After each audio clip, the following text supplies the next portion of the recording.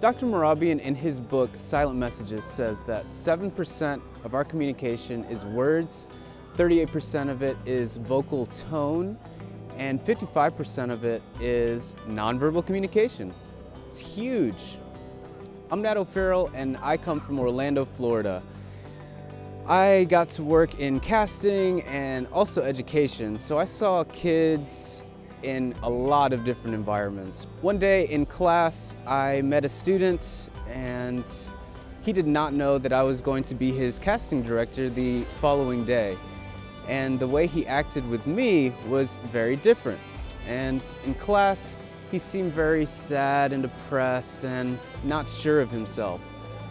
But by the time I saw him the next day, his entire emotions changed. He was happy, he was ready to work, and it showed me that you can be totally different in different situations and get what you want.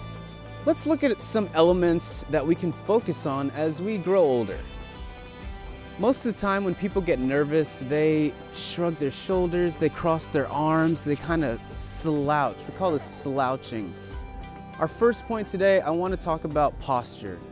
Open your posture, okay?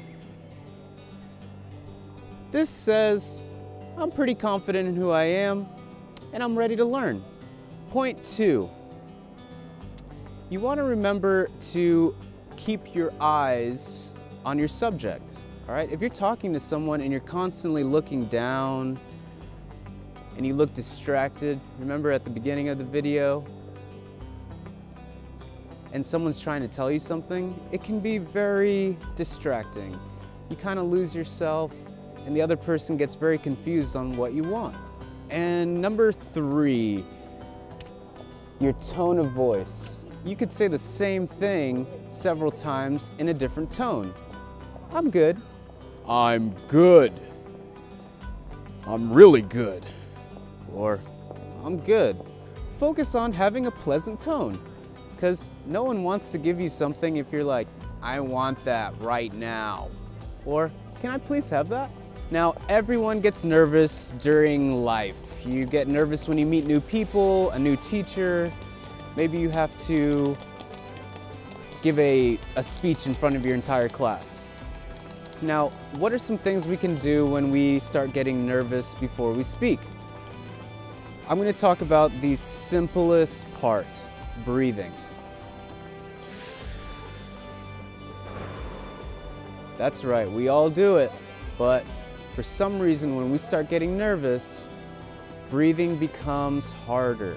So I want to give you a little exercise to remember before you speak in front of people. I hope this helps. You want to breathe in from your stomach out, okay? The stomach and this area holds the most air, so we want to push out while breathing in. Sometimes your back might even crack when you're doing this. And hold it for like 10 seconds.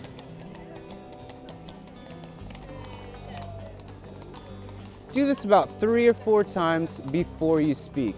It's pretty simple, right? This gets all the oxygen flowing to the brain, you can think clearer. There are people everywhere in the world, and the way I see it, we're all in theater, we're all actors in some story. So we want to present exactly the kind of character that we enjoy.